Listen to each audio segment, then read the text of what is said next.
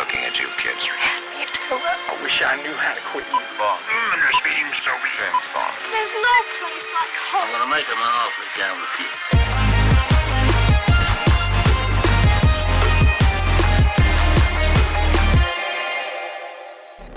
We have a very special guest here today on Gone with the Wind, but I won't tell you right now. You got to listen to our little theme song first. Cue the music.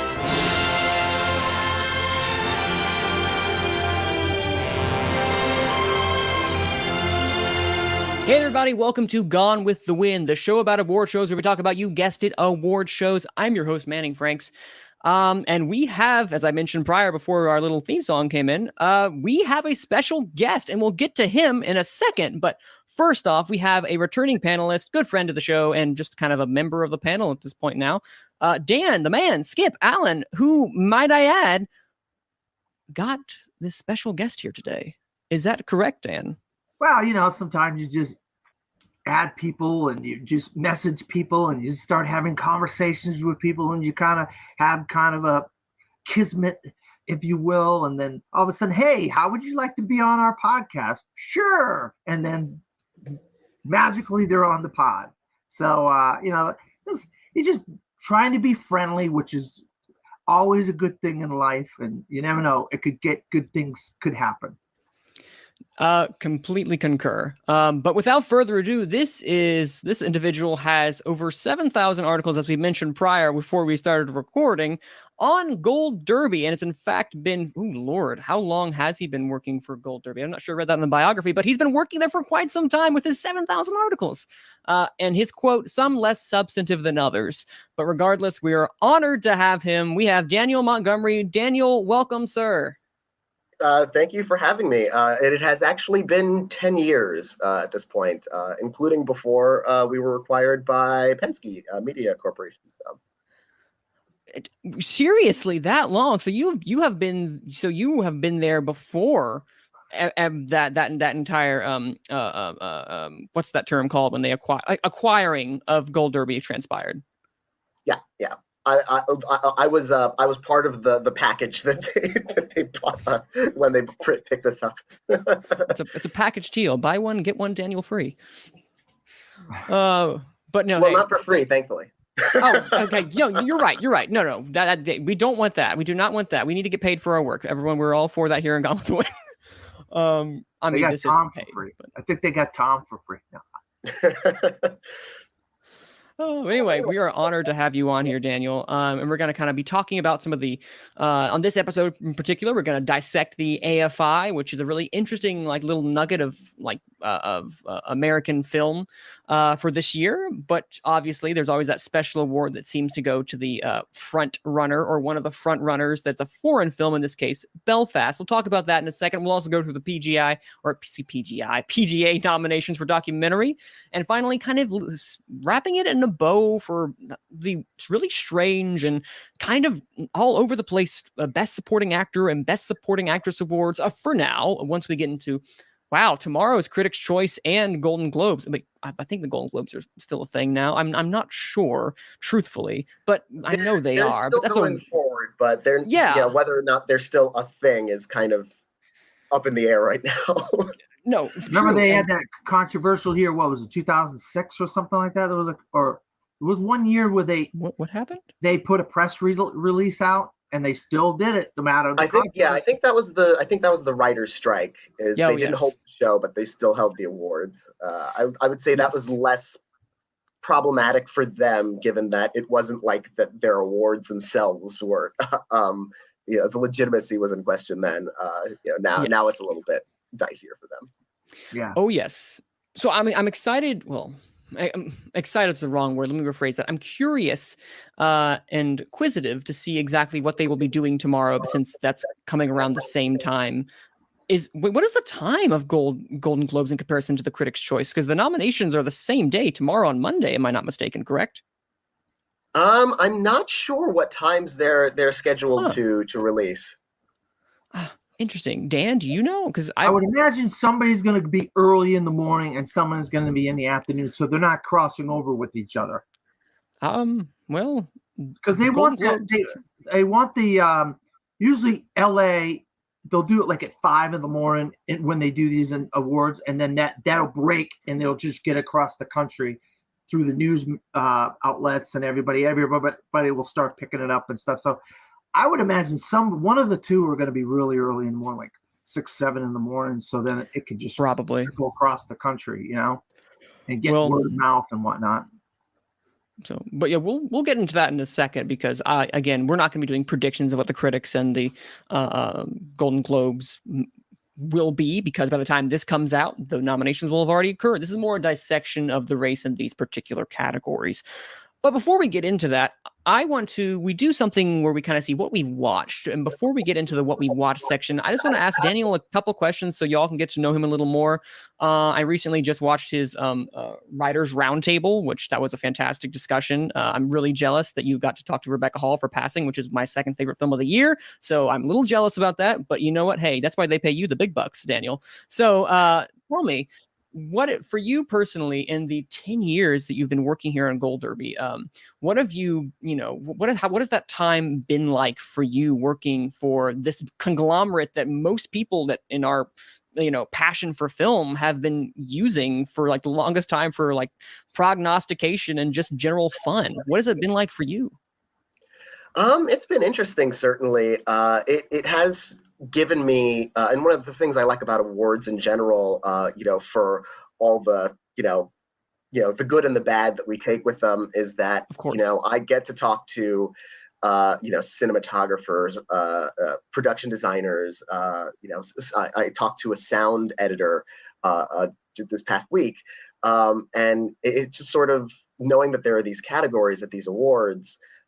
It's sort of like your entryway into the different crafts that go into film. If we didn't predict, best cinematography, I wouldn't have as good an idea of what cinematography is in film, and so on down the line. So it really is sort of like an introduction to the craft, and that's what I've always appreciated most about it. Ooh, I love that, because without, Gold Derby being, because I can't really recall, unless you count some independent sites like, we're not independent sites. They're conglomerates in of themselves, like Variety, Hollywood Reporter, those who actually are in the prognostication business, the critics as well too, or awards prognosticators. You guys are the hub usually for most people. And one thing you had mentioned in your response was that you've learned something and you wouldn't know without actually, being involved. So for you, especially this award season, what is one thing you've taken away with all the different interviews you have done in the roundtables as well? I will say that I've taken away from certain individual films, getting to see it from all different sides. At Gold Derby, when someone interviews someone from a project, they often interview many other people from the same project. So, you mentioned Passing. I talked to Ruth Nega. I will be talking to Tessa Thompson. Knock on wood, that's scheduled, but that it happens. Because things, you never know what changes. And so you get to see you get to dive deep into one particular film that way. It really deepens your appreciation for that. And last question that I have, just for people to have that awareness, what is your particular, on the Gold Derby staff, what is your lane that you hone in on? Sort of like a jack of all trades thing a lot of us do, so I cover the Oscars, I cover the Emmys. I will say one thing that I do, I'm sort of the primary driver of at Gold Derby, is our music coverage. So, Grammys are kind of a lot of my domain. And of course, we also do reality TV at Gold Derby, so I cover a lot of that too. So yeah, it's just sort of, kind of picking up, whatever's happening at any given moment. And it's weird that I know probably as much about Dancing with the Stars as I do about many Oscar races. So. I love that. I love that stat. That's a fun fact whenever you go to like group get-togethers or mixers. It's like 3 facts about you. Well, the fun fact is I know this much about this. I'm in the same boat because I'm a big Survivor and The Masked Singer fan. I mean, I eat and breathe the Survivor and The Masked Singer. So I probably know as much about those 2 shows as anybody. But movies is my thing. Of course. And this is actually for my personal this isn't probably even going to go into the final one, but I'm just curious. The Weeknd getting snubbed for the Grammys a year or so ago. Did Gold Derby didn't have that? You guys didn't predict that at all, right? No. We were predicting The Weeknd to be at least nominated for Album of the Year, Record of the Year, Song of the Year. Actually, it might have been at number one in our predictions in all three of those categories.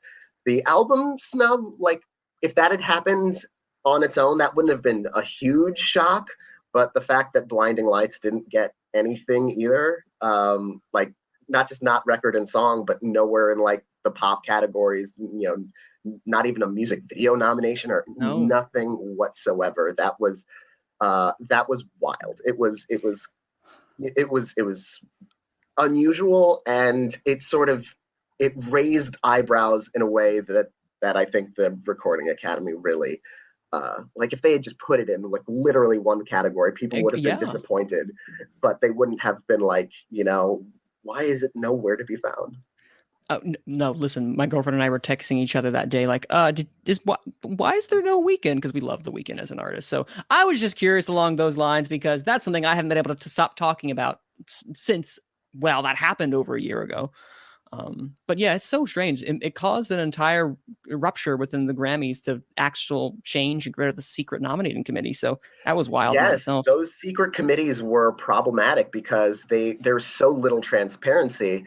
And I think that's part of what was giving the Grammys kind of a legitimacy crisis, where it's like, okay, if you can't really vet who is making these final decisions, or even know who is making these final decisions, and something strange happens, like The Weeknd getting shut out entirely, like you don't have, like, it's hard for the Grammys to defend themselves that way too. So this year, even though there were like strange and surprising nominations, some surprising absences, the fact that it wasn't like a secret committee making the decisions, sort of makes it at least a little bit easier to defend.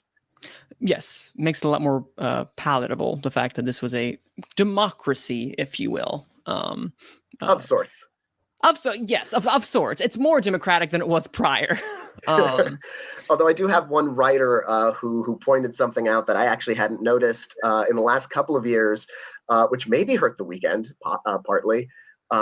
A lot of the surprise nominees come from higher up in the alphabet, which seems to suggest, and again, I don't know what a ballot looks like when you're voting for it, but like if the ballots are alphabetical and people are checking off names and just kind of stopping when they hit the right number, and if they stop at the letter F or something, you get ABBA getting a Grammy nomination for Record of the Year that no one saw coming.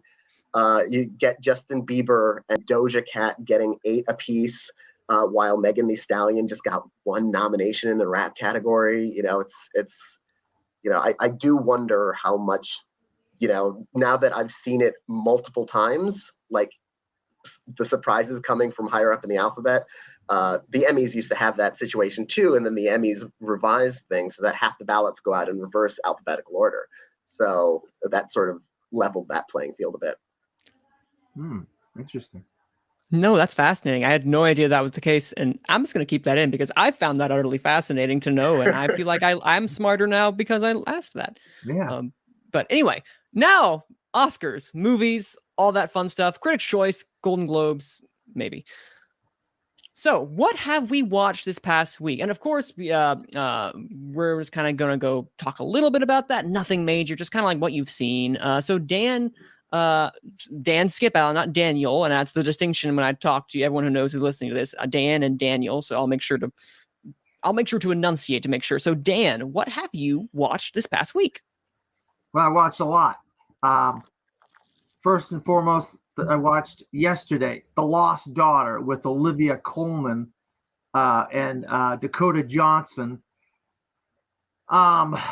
This professor, she's out on vacation on an island in Italy, and she runs across this mother of this baby, but she doesn't seem like that good of a mother. And then she's got like a handyman, and And then it flashes back to her being a mother when she was younger, and Jessie Buckley plays her as a younger woman. And it's just this, it's directorial debut of Maggie Gyllenhaal. I'll be honest, man, I just think Maggie needs a little bit more seasoning as a director, because too many like close-ups. I mean, just close-ups, and a couple close-ups of Olivia Colman 3/4 naked is okay, but like all the time of Olivia Colman naked half the time of Dakota Johnson's backside, and I think I've seen enough of it. I just wasn't that enthralled with The Lost Daughter. Everybody seems to like it. I just wasn't that big of a fan of it.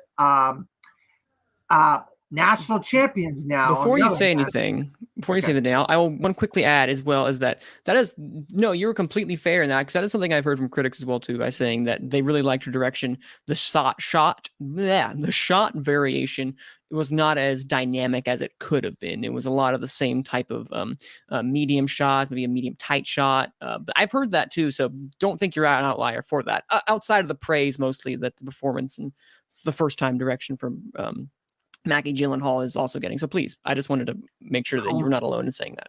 Coleman's definitely been better. Coleman, yes.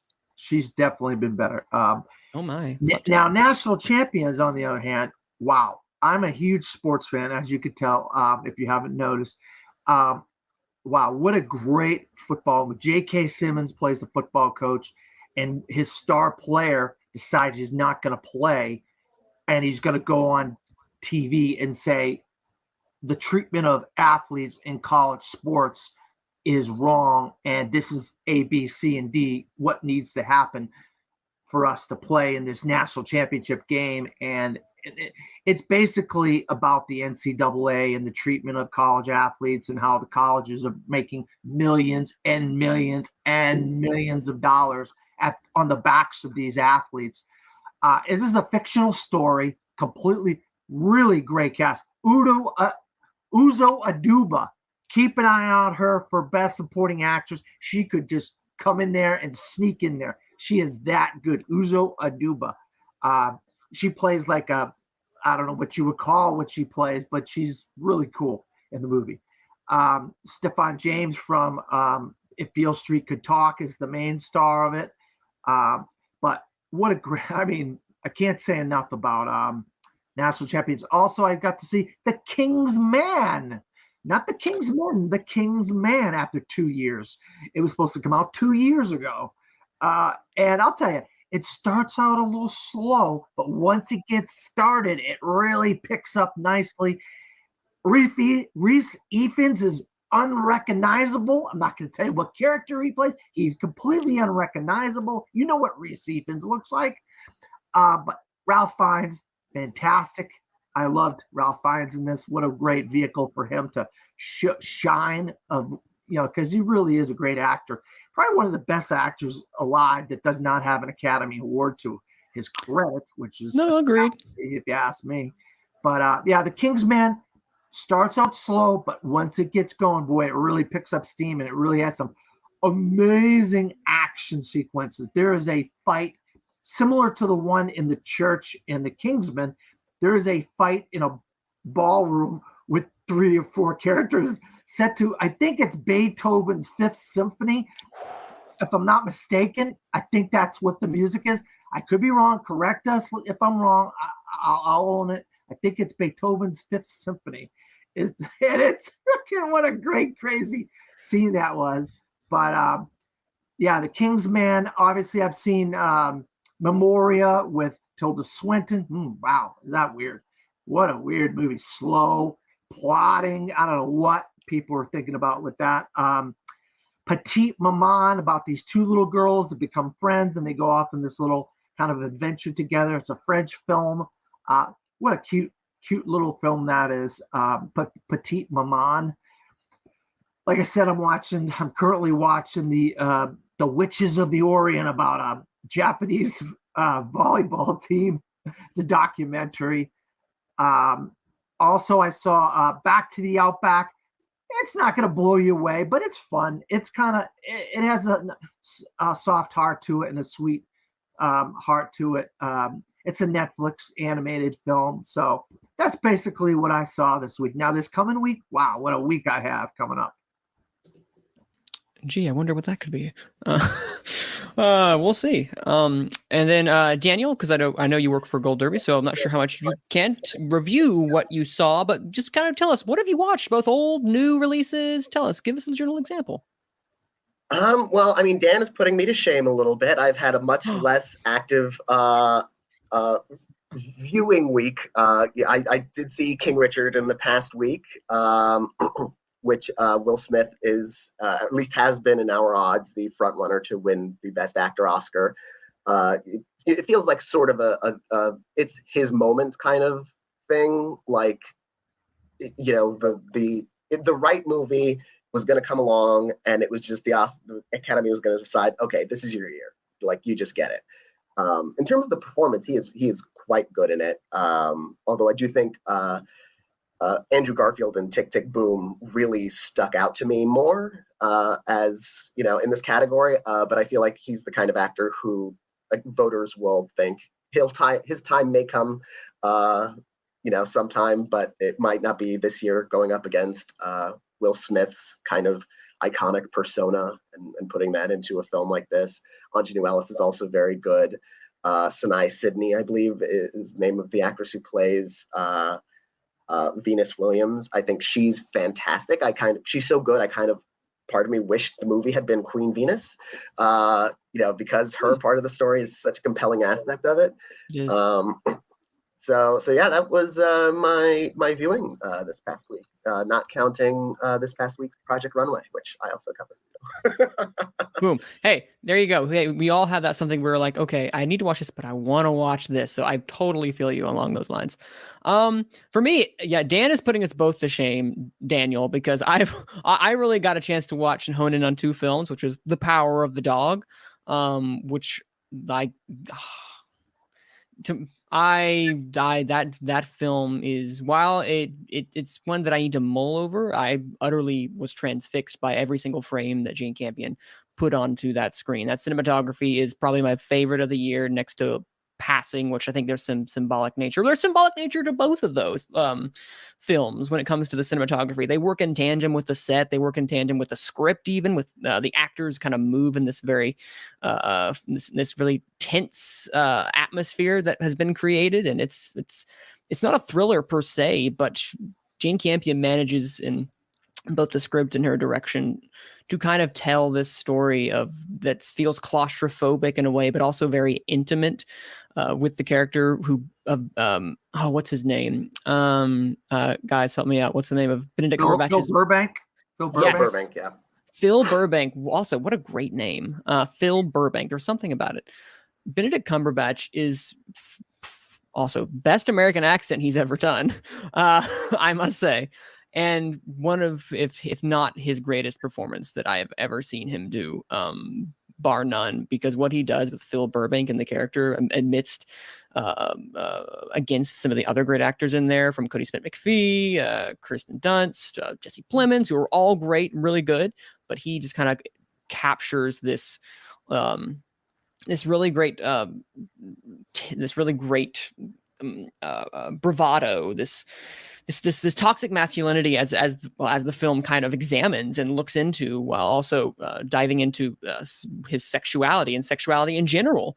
And I really enjoy what, she managed to put on the screen, and I'm really excited to watch it again and kind of get more and dive deeper into it, because there's still so much more I feel like I missed even while I watched it, and I just can't wait to dive further and deeper into this film when I get a chance, because there's so much to watch and catch up on. It's hard to watch a film twice around this time of year. Yeah. But I will say I agree on Power of the Dog. That was a film that I actually am eager to rewatch, just because the first time I saw it, the way it unfolds, by the time the credits roll, it feels like you are just then coming to understand what the whole story was.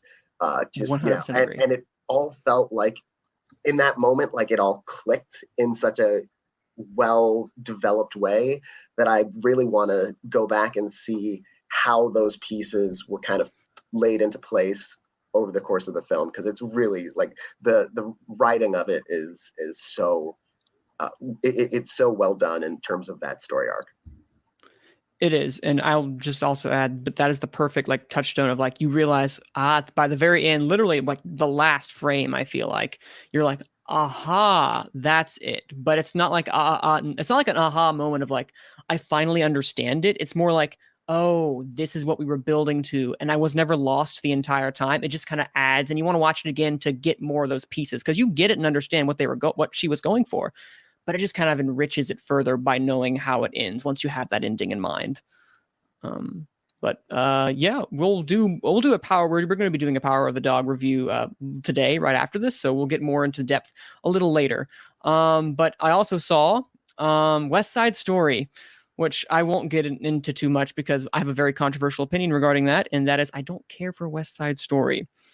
Yes, I'm a heartless Ebenezer Scrooge. I do not care for the story of West Side Story. I find the plot of Romeo and Juliet in and of itself just to kind of be shallow and very much like, I know they're doomed lovers, passionate lovers, but I can't connect when when you're waiting for the two main characters to exit the scene so you can get to the other stuff. That's not a good sign that you really enjoyed the movie. And I can't say that I enjoyed West Side Story, but that's mostly because I don't have an affinity for the original story in and of itself. But Steven Spielberg really gave a really fresh spin while also being reverent to the original. And I think it's really good. It's a fun time in the theater. Some really great choreography, not as good as the original, but I think it's really well done, and Ariana DeBose is magnetic on screen. Like, I could not keep my eyes off of her because every time she was on there, it wasn't like she was.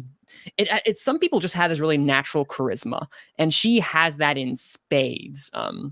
Some people in that movie are a black hole of charisma. Ansel Elgort, cough cough. There, but she is my MVP, close to Mike. It's Mike Feist? Faust? Feist. Feist. Okay. I heard it was Feist. Tell me. I'm gonna find out. Before this podcast ends, I will find out how to pronounce his last name. For people who listen to this podcast regularly, they know I am not the best with names at all, except for Anjanou Ellis, which I corrected Abe one time. That's my one thing under my belt I have. But yeah, no, he was also fantastic. He gave really great depth to the character of Riff that I didn't expect I don't remember being in the other one prior. I enjoyed that a lot. There were some great moments, but overall, I think, the West Side Story plot is not for me. And I feel like when you can't dive into the two main characters, especially because it's Romeo and Juliet, it misses the mark. And I feel like for me personally, but I totally get it if it works for someone else, it's just not for me. And Dan, I think I'm lower than you, which was saying something, because I know you were kind of good but not great on it. Yeah, I'm not great on it. I don't see what everybody else sees in it. I mean, people are like blown away by the cinematography. I don't get the cinematography. It just looks like New York to me, where the other one didn't show backdrops and stuff like that. This one has backdrops of New York scapes and stuff. Okay, so that's good, but it's not like the most blown, like incredible cinematography like Power of the Dog or Nightmare Alley or The Green Knight. It's like, what are you talking about with cinematography? It doesn't. I don't get it, But sometimes I don't get what makes great cinematography, because I think like John Wick 3 has some of the best cinematography I've ever seen. Guy didn't even get a sniff come awards time. So Dan Lotson, he's also cinematography on Nightmare Alley. Well, I will say I do not think that he was on GoldDerby's odds that year, right, Daniel? No, John Wick 3. No, I don't believe that was a likely high up in cinematography that year. I mean, just watch that movie and tell me that isn't one of the most gorgeous movies you ever saw. It is gorgeous. It is. And Nightmare Alley looks to be gorgeous as well, too. But no, we will go into that on a contender review later. Today is going to be Power of the Dog when we do that later today. But for now, yeah, those are my thoughts regarding it. I'll go into it deeper about why I don't care for West Side Story. Not the music. Music's great. I really love all the music in there. But we'll get into that at a little later date. But that's what we've watched. So we're going to move right along into AFI, a staple in American cinema. The American Film Institute have their annual awards every year to announce the top 10 best films of 2021, 2020, 2019, etc. as you go down every year. This year, they have their 10, which is really interesting because this is the first time since our expanded 10 that we are going to have a possible 10 for 10 for the Oscars. Maybe. The likelihood of that is very low. But this is what we have for the top 10 of AFI this year. This year, in alphabetical order, we have Coda, Don't Look Up, Dune, King Richard, Licorice Pizza, Nightmare Alley, The Power of the Dog, Tick, Tick, Boom, yes, The Tragedy of Macbeth, West Side Story, with special award going to Belfast and Summer of Soul.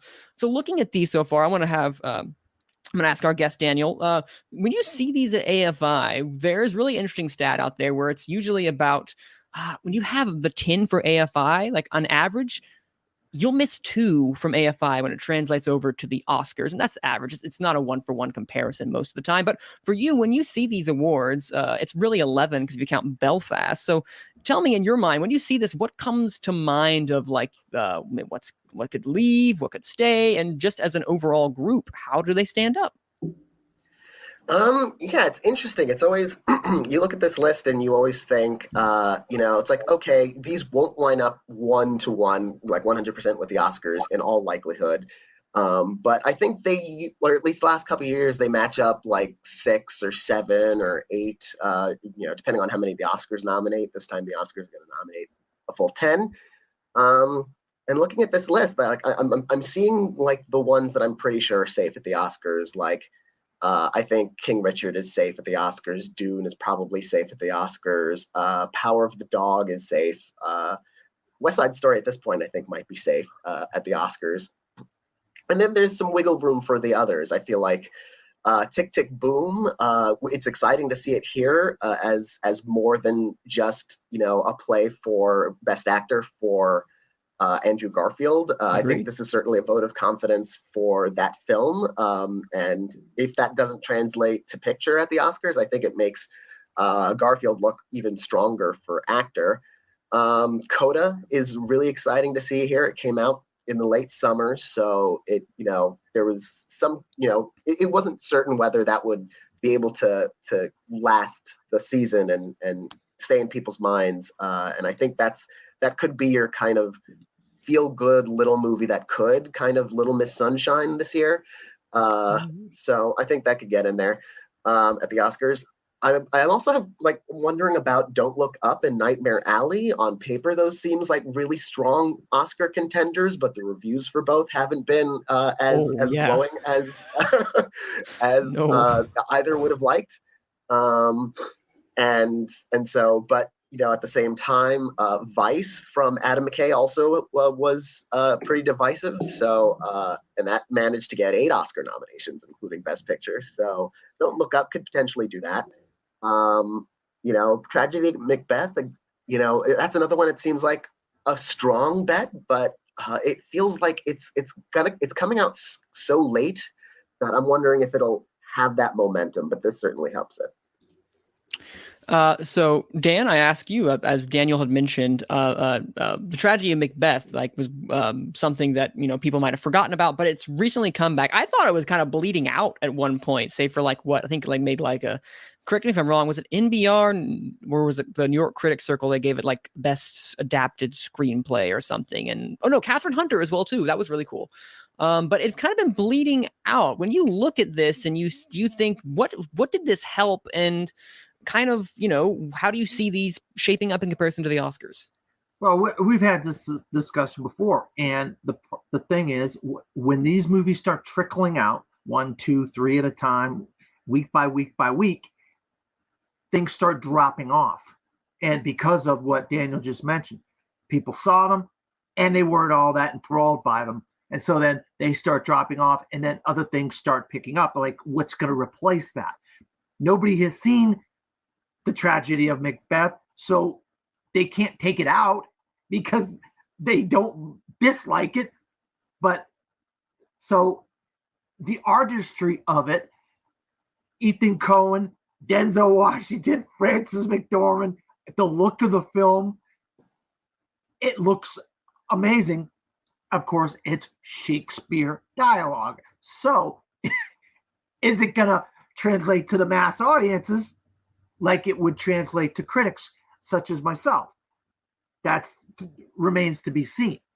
And so that's why AFI probably had it in there, because of all those things that I mentioned. So it may not be in the 10 for the Academy Awards, but you just don't know. I mean, I think that the AFI list is a great list, but I think a couple of them are going to drop off. I think you're going to get some foreign films in there. I think this could be a year where the foreign films translate to Best Picture contenders, like Drive My Car and A Hero, possibly The Worst Person in the World. All depends.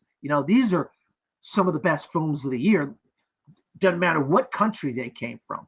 And I know that's a controversy. Oh, how could you say that? Because I've seen the films and I've seen almost everything that's come out, except with a couple.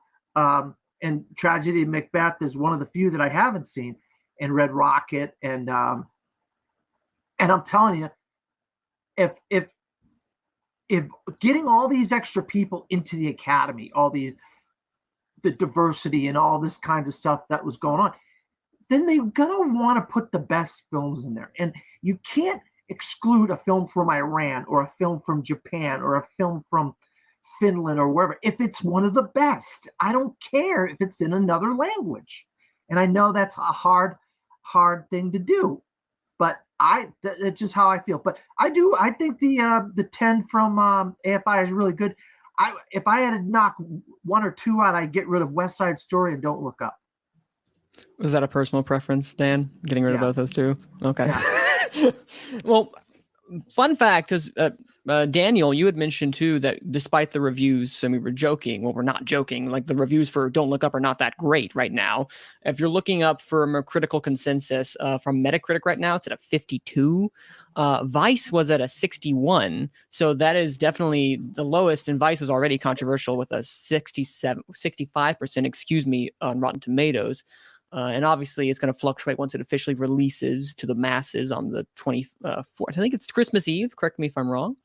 But then it also has a 55 in Rotten Tomatoes for Don't Look Up. So it would be, ooh, goodness. What was Bohemian Rhapsody? What was its critical? It was not great. I know that it was very mixed for that, because when they got nominated, I think it might have been in the 40s on Metacritic. And I can't remember. Rotten Tomatoes, I think it was actually probably a little higher, because I think that was a movie that was like sharply divided. Like, I think it probably had a lot of people who like strongly disliked it and people who mildly liked it. No, you're right. 60% on Rotten Tomatoes, like literally right before we go to the Rotten. So that's impressive. And then 49%, Daniel, you were right. That is a sharp divide specifically. So this would be the lowest since then if that got nominated for Best Picture. But another thing I wanted to mention as well too, despite this Don't Look Up in general, to me, this kind of cements the fact that, other than the really awesome inclusion of Tick, Tick, Boom, I think this kind of pushes something like Tick, Tick, Boom and the Tragedy of Macbeth up, because I do think the Tragedy of Macbeth was bleeding out after a little bit, because it just kind of lost the cultural zeitgeist after it premiered in the New York Film Festival. Looking back, you're right. Dune, King Richard, Licorice Pizza, I feel like also to a degree now is kind of cementing itself as just kind of like being there. And then also The Power of the Dog. Like, you have a nice solid 5 that are probably going to make it. Nightmare Alley is one that I can see making it in based upon the technical merit alone, but as the more critical consensus hasn't been really kind to it in comparison. Not that it's been bad. It's just I don't think it's been as kind to it. I don't know where Nightmare Alley is in terms of. Do you know where the Nightmare Alley is in terms of Gold Derby odds? Oh, Dan, you had your finger up. What is it? Yeah, well, I want to compare two films. All right, West Side Story and Nightmare Alley are both remakes of movies from 1961 and 1947. All right, so the material that are in them has to be translated into a modern context. And I, for one, just feel like Nightmare Alley's film as a whole, because of what the vision that Guillermo del Toro brought to the screen, is 100 times better than what Steven Spielberg brought to the screen in terms of the visuals, the acting, the below the line categories that he brought to Nightmare Alley. The set production, the production value, the hairstyle, the makeup, a lot of that kind of stuff. And that's where I feel Nightmare Alley betters West Side Story. And I think when people start seeing it and they realize the visual eye candy that Nightmare Alley is, that it will translate better. But that's just my opinion. I was about to say 100 times is a big number, Dan. That's a very big number. But no, Daniel. Times. I don't know. Okay, 50 times. Okay, cool. That's a little less. So Daniel, where's Nightmare Alley right now on Gold Derby? Because that's one of the ones really fluctuated, especially since it's been released. When it comes to Best Picture, anyway. Yeah, you see things move up and down when they open or when they screen for critics, especially. That's when you get the sharp rises or falls. It's still in the top 10 in our odds. I'm looking at them right now, and it's 7th overall, which is solidly in there. And I feel like it's the kind of film that, I think because its reviews, as far as I know, are significantly better than Don't Look Up, for instance.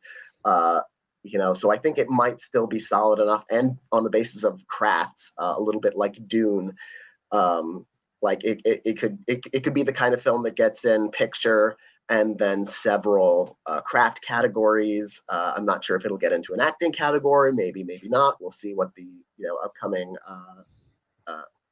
awards, Critics' Choice, those sorts of things. If they put it further on the radar, or we'll see if it's further rising or sliding a little bit. I feel like it's still got a good chance, but it's vulnerable. No, but 7 sounds, it's a perfect, I feel like, spot for it right now. That's a good spot.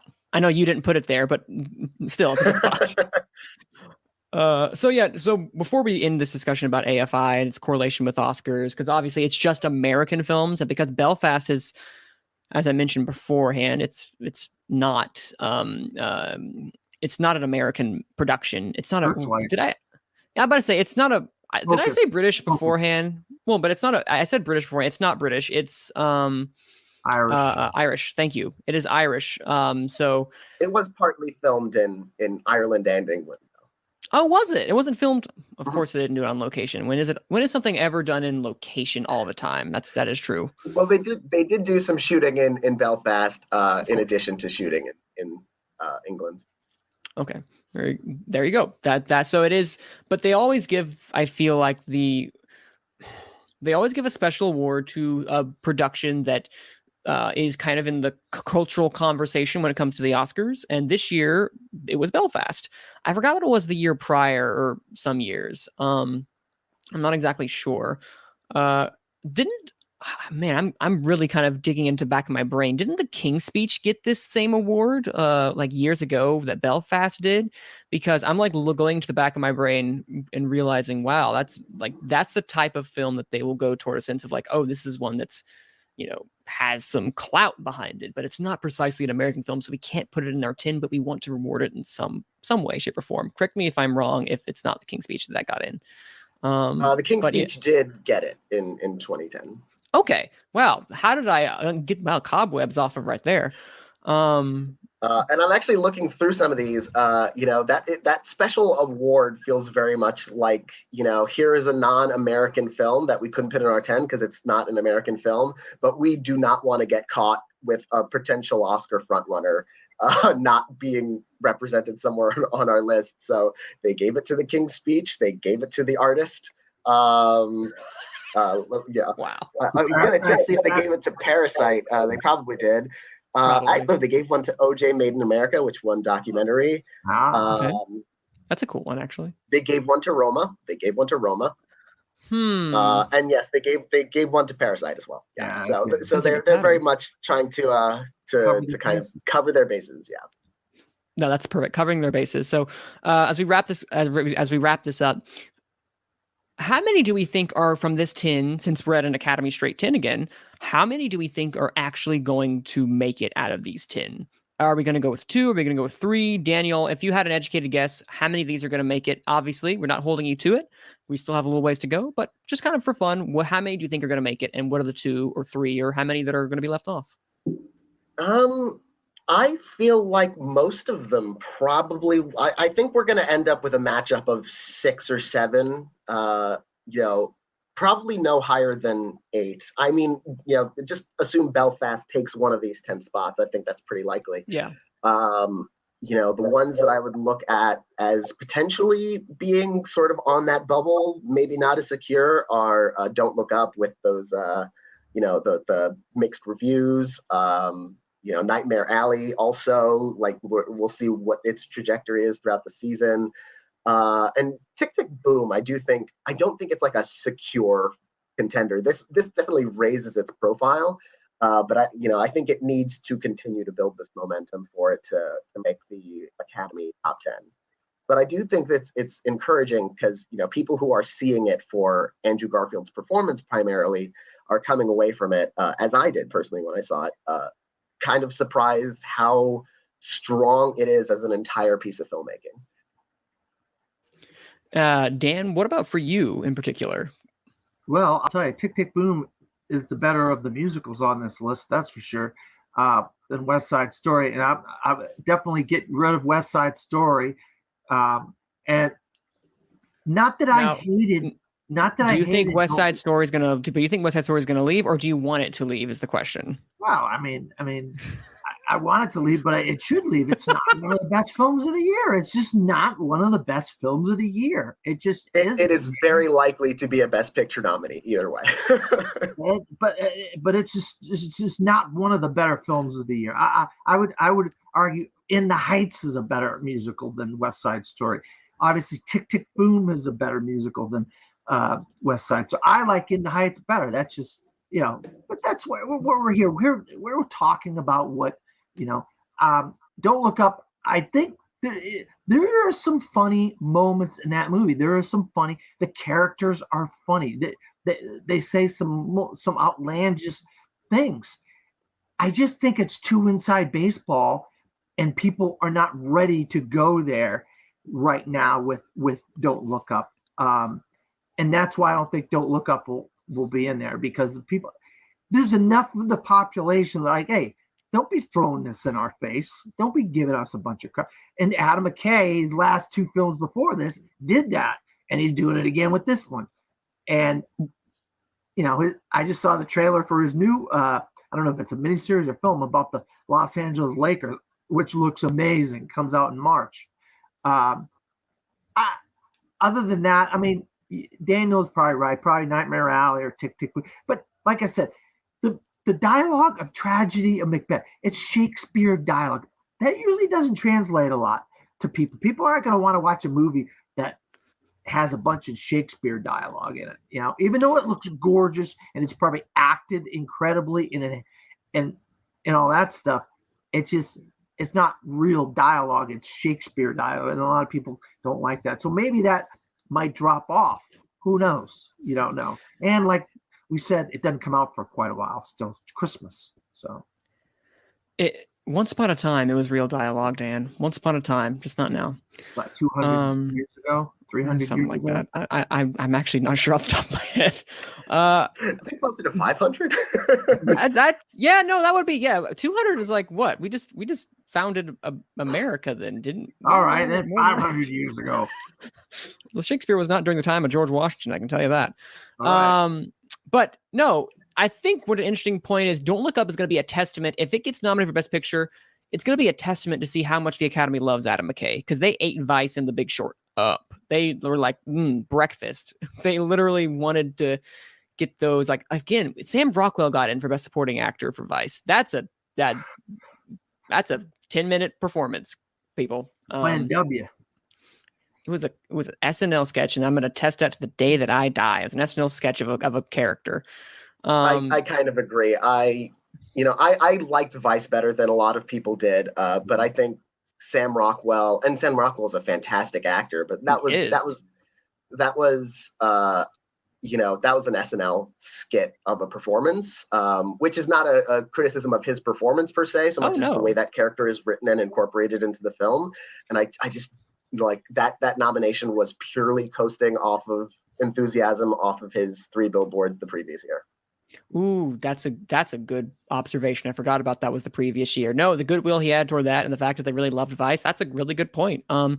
Yeah, no, I think that, this is going to be a testament if Don't Look Up. I think at the end of the day, because of the negative reviews, I think it's going to start to lose steam as more people start to see it. And I think it might be one of the ones that misses. I could be wrong because, again, they love Adam McKay so far. And then, of course, I don't want to say that Tick, Tick, Boom is going to be the one that misses. I could be wrong, and I hope that I'm wrong, but I want to replace Tick, Tick, Boom with Belfast, and then maybe you replace Don't Look Up with... oh heavens, like geez, what else is there? I'm like thinking now off the top of my head. Yeah, that's the difficulty is it's hard to think like if not that, then what?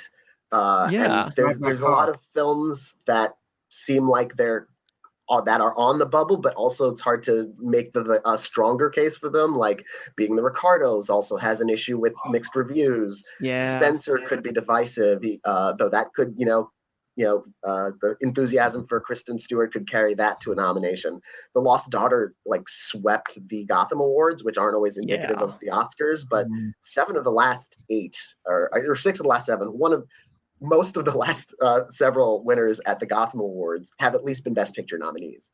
So I think that's a strong possibility.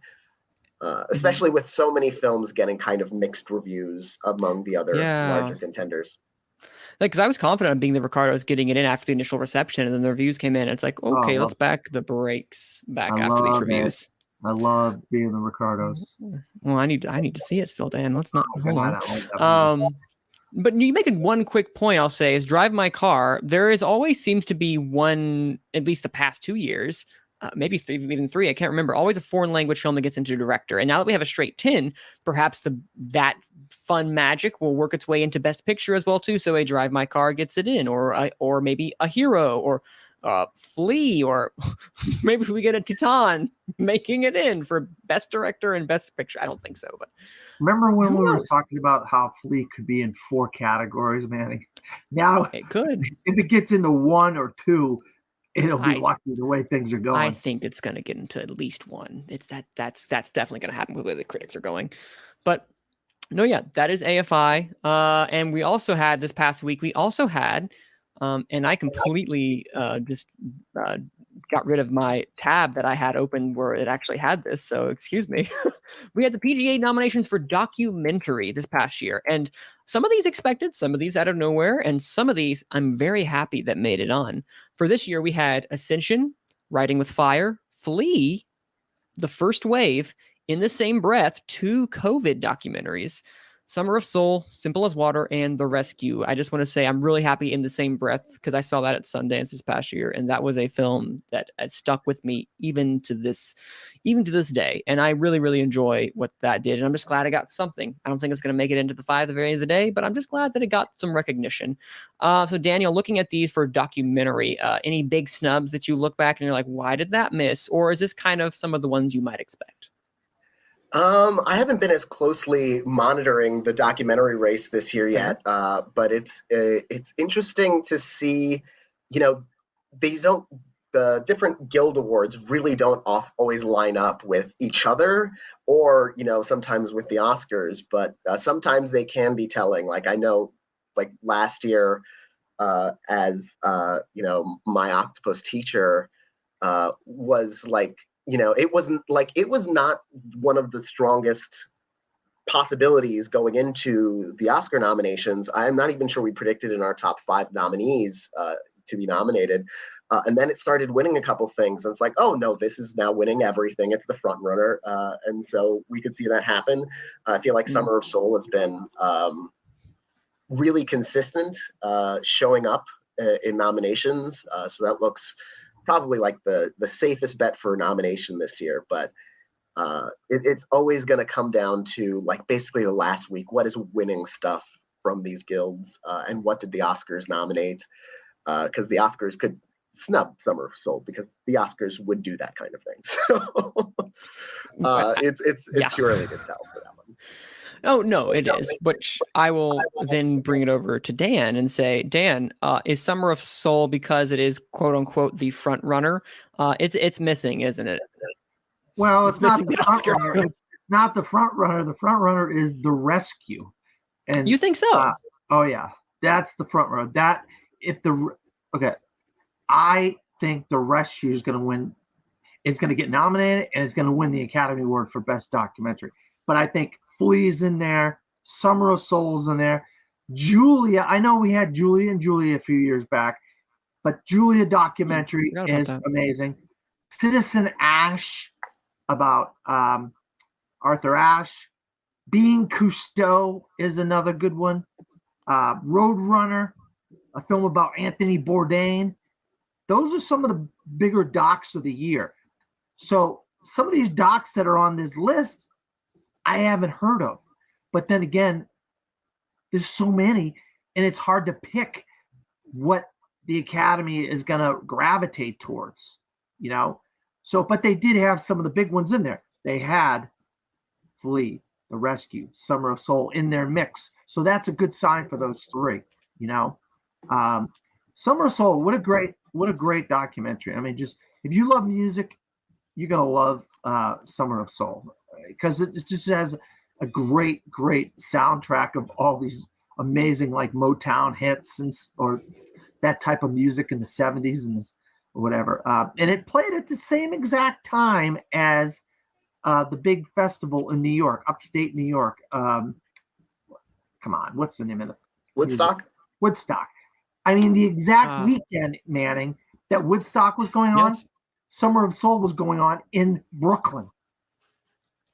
And it was all black singers singing all these catchy Motown type hits or big 70s kind of songs. And nobody knew about it until this documentary came out. It's kind of neat. These are the kinds of things you love in a documentary, to learn things about something that you didn't previously know. Same thing with The Rescue. What an incredible. That was a news story, but the herring rescue that was involved and how difficult that was. I mean, I was glued to the screen when I was watching The Rescue. I mean, glued to the screen. It is good. It's very good. You bring up an excellent point. A lot of these, in comparison to some of the ones that we've heard about, are not as well talked about when it comes to just we've heard of The Rescue and Summer of Soul. Those are big ones that have come up a lot. I merely say Summer of Soul is the front runner because it's gotten, I think, the most besides Flea, and when it comes to critical awards for documentary feature.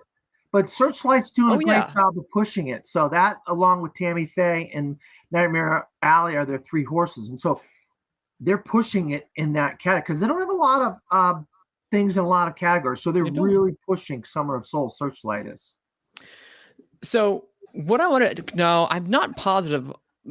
Do you guys know if they've opened up all the nominations to the entire Academy? Because I know once upon a time, I can't remember if they did that change just recently, where the nominations were just a particular branch. Is that still the case? I can't recall if that's, because that might give us a different set of nominees in comparison. It might explain why we have very particular nominees from documentary, if I'm not mistaken. Yeah, and Daniel, I mean, Dan, you would know better than me, but yeah, each branch votes for itself, and then all the branches vote for Best Picture. Am I correct? Okay. That's the case for most of them. I think documentary has expanded voting to a certain degree. I'm not sure to what degree specifically. I think there might have used to have been like those specific like smaller panels that would watch the documentaries and you know snub things like Hoop Dreams and you get reforms. And I think they've opened it up from there. I don't think it's an Academy-wide vote, but I think probably anyone in the branch can vote for it. Okay, because that's what we've done. We've had so much change in even the past two years. Even it's just trying to keep track of all the changes that have transpired. But that makes sense. That's why I wanted to ask, because I feel like I've heard that somewhere, but I can't put my finger on it. That might bode well for something like maybe with this expanded within this expanded lineup, we do get a Apollo 11, or we get a Won't You Be My Neighbor. We get something along those lines that may have missed because of this expansion. We'll never know, though, because that didn't happen. To part 1 of our Oscars discussion with Daniel Montgomery of Gold Derby. Tomorrow, we continue with part 2, where we discuss the supporting categories and what to expect for these semi-unpredictable races. Thanks for listening, and cue the music.